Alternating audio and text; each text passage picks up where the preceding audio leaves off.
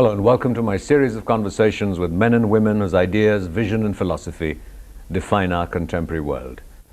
My guest today has been Chief Justice of India, Chairman of the National Human Rights Commission, an eminent jurist who's known, applauded and recognized for expanding the frontiers of law, for expanding the understanding of human rights, its dimensions, and for his judicial activism and creative interpretations of the law.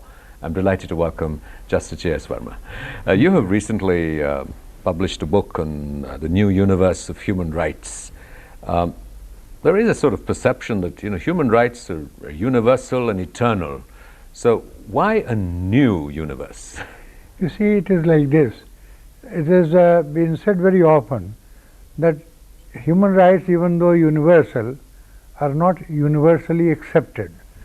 Now, one thing is to promote that idea. The other is that very often the concept of human rights is considered to be fairly narrow. Now, it's time that people realize that human rights, every aspect of human dignity is a human right, and therefore what we began with considering civil and political rights alone as human rights is really not the entire canvas. Your contribution to this discourse has been in equating human rights with human dignity. But in a popular perception, the articulation of what human rights are is related to the Universal Declaration of Human Rights and the clauses of that.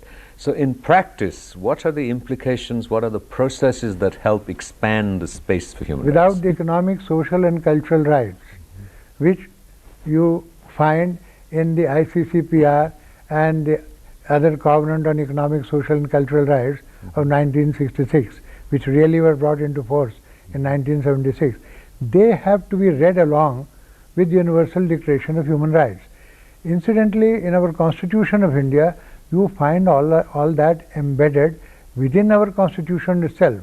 And as I have seen always, I have never needed to go outside the Constitution of India to find what the human rights are, because if you read together the fundamental rights in Part 3, that is the rights of the individuals, which are sacrosanct, beyond erosion by the state, the directive principles of state policy, which are the principles fundamental in governance, which deal with the economic, social and cultural rights of the people, and together with that, they later introduce fundamental duties of every citizen in Article 51A, which is the only article in Part 4A.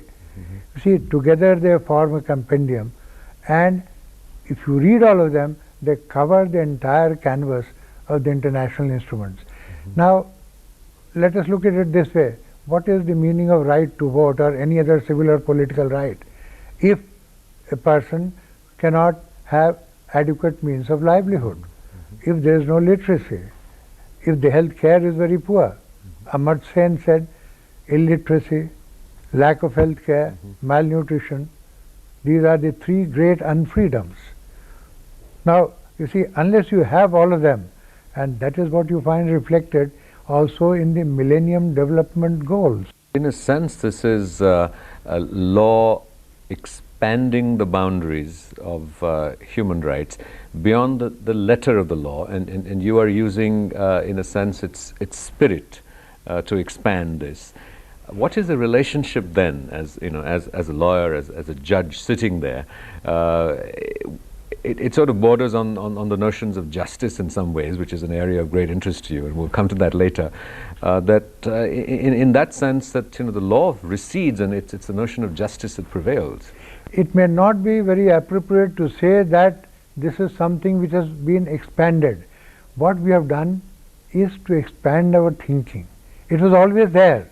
The only thing is the realization is to dawn that human rights has no meaning unless you take within it as the entire content all aspects of human dignity.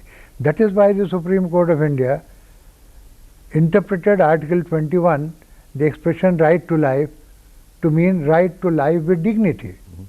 You have often quoted a judge who responded to a litigant and said, you've come to the court for the law, not justice. That's what Oliver Wendell Holmes said. You see, it is attributed to him that someone asked him, he said, I mean, that was his way of educating a young lawyer. You see, he said, young man, there is a court of law, not of justice. That was the sarcasm. And therefore you have to make the courts of law courts of justice. Have you ever in your own sort of career been frustrated by this? There are limits to how creatively you can interpret the law to ensure justice. Fortunately, never, as I can think of, because I was always able to, because this has been my philosophy. The law is meant to do justice, and therefore the answer which is just must lie hidden in some crevice. I may not be able to see it. I must search for it and find it. And it is this search which led me to do what people think many unusual things, but that was, it was just my search, because I thought the answer must be there. Only thing is I don't know it.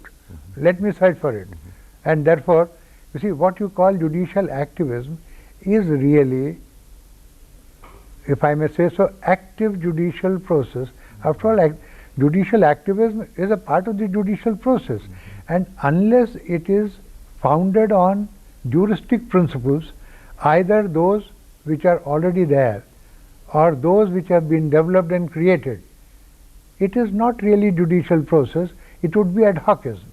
And I don't believe in ad hocism.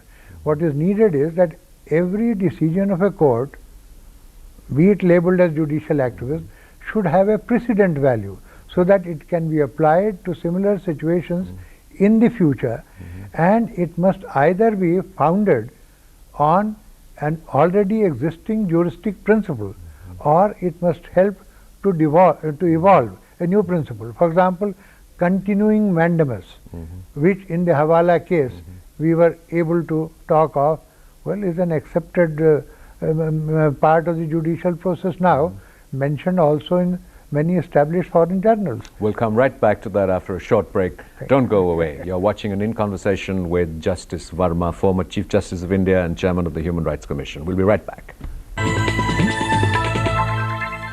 Welcome back to a continuing conversation with Justice J.S. Verma, former Chief Justice of India and Chairman of the National Human Rights Commission. We were talking about the Hawala case and judicial activism.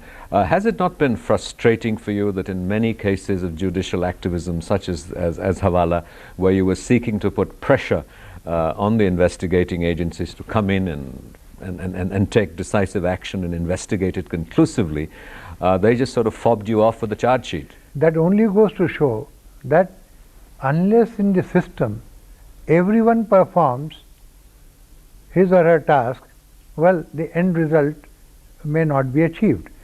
Now, you see, so far as Hawala is concerned, the positive aspect I'll first talk. You see, there's the other aspect also which you hinted at. The positive aspect is that, you see, I think after that case, no one placed, howsoever high he may be, thinks that he is safe and he can get away from the arm of the law and would be beyond the arm of the law if he does something which is not correct. Or in other words, accountability of men at the highest level also has come to be accepted as possible. That, I think, is the biggest achievement. But possible, not really real. We have Jayalalitha, we have Mr. Narendra Modi, we have several cases. No, it's like this. They are facing the music all right. The process is on. Now, why is it not happening quickly and coming back to what happened in the Hawala case, the charge sheet is being filed? Well, I have said it very often, and recently the CBI, in their wisdom, invited me to deliver a memorial lecture on the 5th of May. I told the CBI director, you are asking for trouble, you will get it. I told them, I said, that goes to show that you can take the horse to the pond, but the drinking has to be done by the horse. We gave you that autonomy and independence, which was the ideal thing which could ever happen. You were relieved even from any pressures from the Prime Minister, and yet you did not perform, not because you could not, or the means were not there, but the will was not there. And therefore, you filed charge sheets, half-baked charge sheets, to get rid of the monitoring by us. not one case of disproportionate assets was investigated by them or put up, and therefore they were just biding for their time. Now, which only goes to show the system alone is not enough. What is needed is, you see, the will to do that. You know, when you deliver a judgment, do you sometimes feel misunderstood? Look at the Ayodhya judgment, where you know, you have been at pains to explain the nuances of what you understood by Hinduism. There was a certain sort of, you know, allegations, people were uncomfortable with that, countered then by your positions which seemed sort of contrary to that in Gujarat. So does the judge feel misunderstood? I have no doubt I was consistent throughout. If there was any misunderstanding, it was with the people who may have misunderstood me. Now, you see, you write a judgment for deciding in the context of the question which is raised for decision in the case. Now, if people draw some corollaries which you are not required to address and you haven't addressed, well, I can only say that by hindsight, that probably one could be, by hindsight, even more careful to take care of that, but I don't think it is possible all the time. So for Ayodhya case, when you mentioned, well, it was very clear. Why would the entire acquisition be upheld? If there was any surplus land which could be given away, then that would have been, you see, the acquisition to that extent would not have been upheld. It was so simple as that. What do you do to deliberate attempt to misconstrue a judgment? This was the short answer to it. Because if the acquisition of the entire land was upheld, it was obviously because that was needed for the purpose for which the acquisition was made. All that the judgment said was, you see, which was clear from the content itself, which later on the Supreme Court had no doubt in repeating, that it's only at the end of the adjudication, if there is anything found surplus, then it is only fair that it goes back to the owners, but who are the owners one doesn't know. There's this great sort of discussion and debate on tainted ministers and corrupt politicians. I think, you know, the community knows there is a popular understanding, a recognition of who tainted and corrupt ministers are. And yet there is nothing in the judicial process that can actually restrain them from exercising You see, it's like this. The judiciary comes in only when a list is brought before it. You see, so judiciary doesn't have that kind of overarching say jurisdiction to go for itself looking for issues. It will decide only those matters which are brought in the form of a list before it.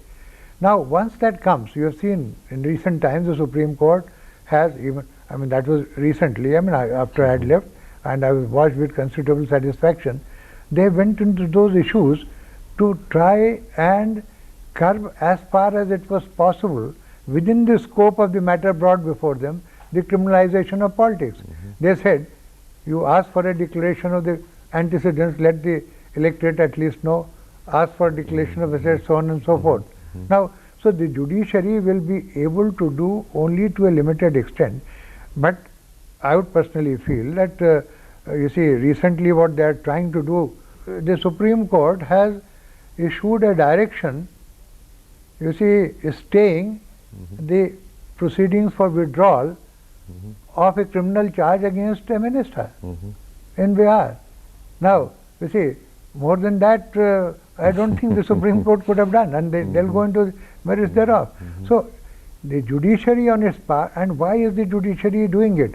Because someone else who is required to do it is not doing it. So, while people talk of judicial activism, they should also remember that the process of judicial activism, this phase of judicial activism, has come up because of the inaction of other branches. And the judiciary, and you asked me about any of my judgments, well, I didn't take up administration myself, I only made people work. Now, for example, take the Hawala case. I didn't, you see, investigate myself or set up a different body to investigate. I made the CBI work, which was its function. It didn't, you see, take it to the logical end is the reason why there was frustration. But all said and done, it is legitimate judicial process only in the manner it was done, monitoring and you see, directing them to investigate, keeping the matter pending till they reported compliance, but not taking. If we had taken over, then that would have fouled with the judicial process. And therefore, the biggest test for us in the Hawala case was to keep within legitimate bounds, and therefore, whatever may have been criticism at that time, but no one has been able to point out as yet any flaw. So far as the judicial process is concerned, it may have been an innovation. Now, see, for example, now I am tempted to mention of one order particularly which I made, which raised a lot of hue and cry. The day when I made an order that the CBI director will report only to the court and to no one else, howsoever highly he may be placed. You see, now, well, people commented that the Supreme Court and I in particular had taken over the administration of the government of India. This also sort of implicitly assumes a sort of a responsibility on the part of the judge, but we'll come right back to that in a moment after a short break. Don't go away. We're talking to Justice Verma, former Chief Justice of India and Chairman of the National Human Rights Commission. We'll be right back. Welcome back to our continuing conversation with Justice J.S. Verma, former Chairman of the National Human Rights Commission and Chief Justice of India. Justice Verma, we were talking about the accountability of the judge, of the individual. You were referring to the Hawala case and how you asked the CBI director to report directly to the judge. What happens? You know, the judge is fallible. Isn't the judge in this sense just sort of replacing another authority? I'll tell you. You see, that was something which we had to think at the spur of the moment, and now it can be said. In the in-camera proceeding, what we did was we just heard what the CBI director and the other officers had to say. We never made any observations. We never told them anything, you see. And the Attorney General and earlier the Solicitor General and the amicus curiae, they were all present. I mean, they were parties to it. Now, when the CBI director mentioned, you see, with considerable discomfort, that there appears to be occasion to interrogate even the then Prime Minister. Well, we had to think quickly what to do. So, what we quickly thought was, rule of law must be maintained, but you see, there is a certain area which must be left to the political process, and there should be no instability at the center.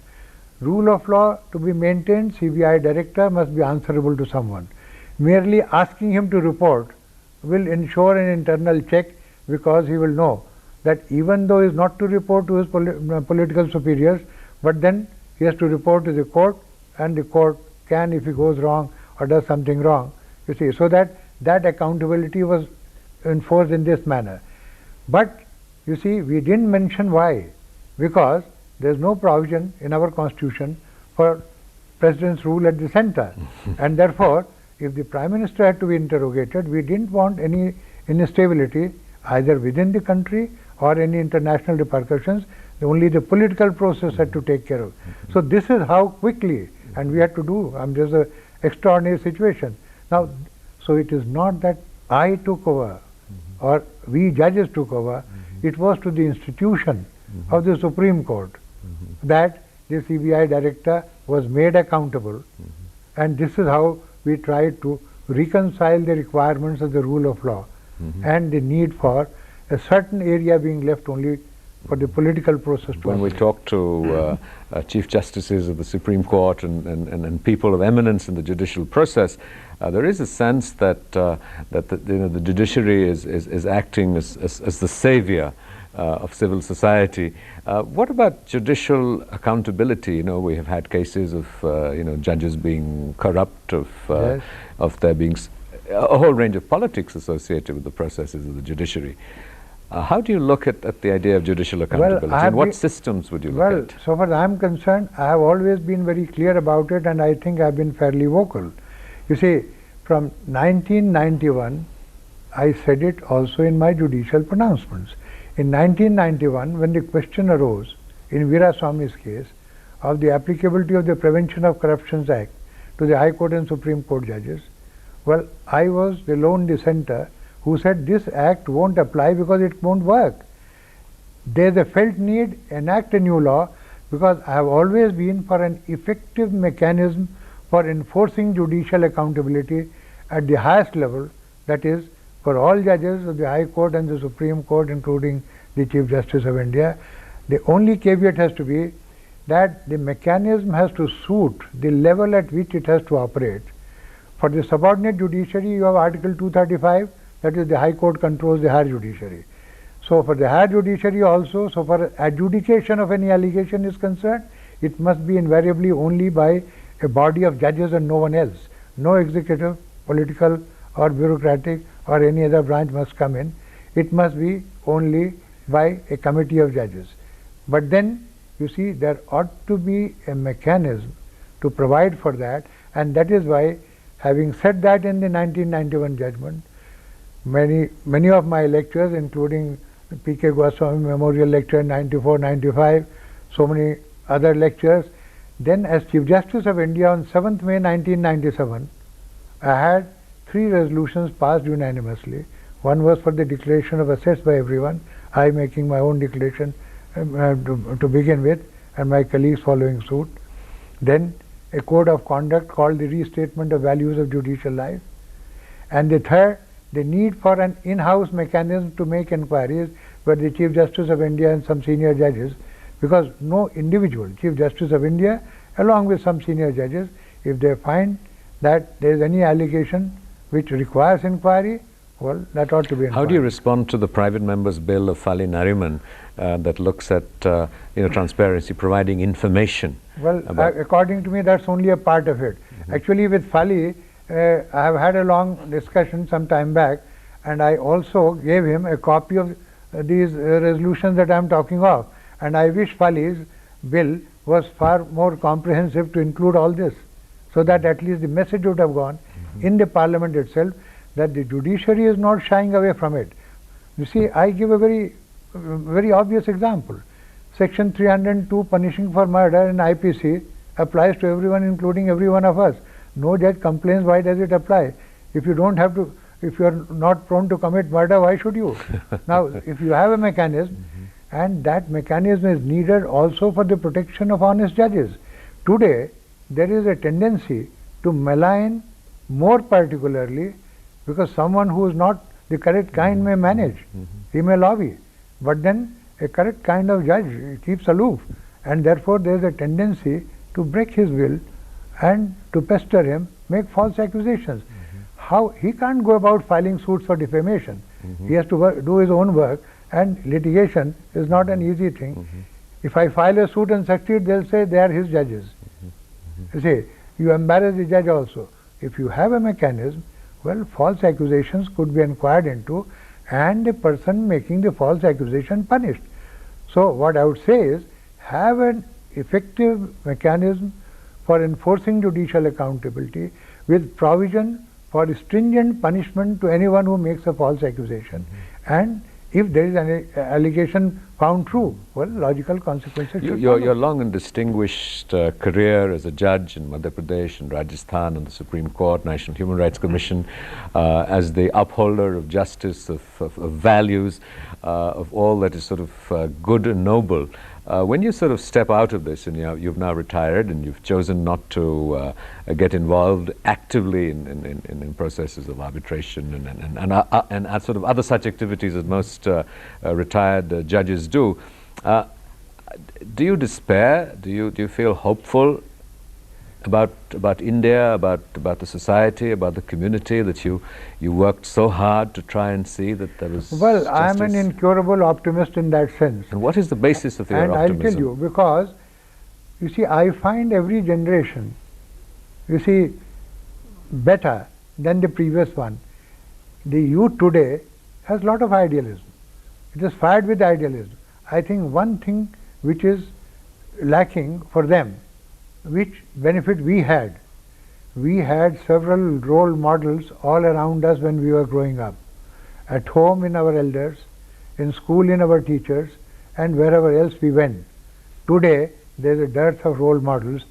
If at all, I am troubled at many young people asking me, you say sir, you say this, but see such and such person, he has attained the highest positions, and this everyone knows. Why nothing happens? Well, I think, you see, you talked of my not doing many things which seem to be the normal thing to do. Well, in my own small way, if I can motivate the youth of my country that, well, you can achieve the highest even with these methods, I mean, that is not doing many things which seem to be the in things these days, well, I think I would have made a small contribution in that direction. If we can, you see, help the youth to think that there is, and this is the land of Mahatma Gandhi. I mean, he was a very successful lawyer. He left everything to put on a loincloth, and today also we find he was the true world citizen. He influenced not only all of us in the country. Let me, I mean, in this context, tell you something which will always ring when you see and haunt me also. Ismail Muhammad, when he was the Chief Justice of South Africa, a person of Indian origin, he came here at a private dinner hosted by Mr. I think Dr. Singhvi, Mr. Gujral, I and a few others were there. And suddenly Ismail Muhammad said, he said, you gave to us a strapling, uncertain, hesitant young lawyer by the name of Mohandas Karamchand Gandhi. We gave him back to you as the Mahatma. What troubles us is you could neither save his body nor his soul. We regret having given him back to you. Well, sir, you have indeed walked in the footsteps of the Mahatma, and thank you very much for being a role model for us. Thank you very much. Thank you so kindly.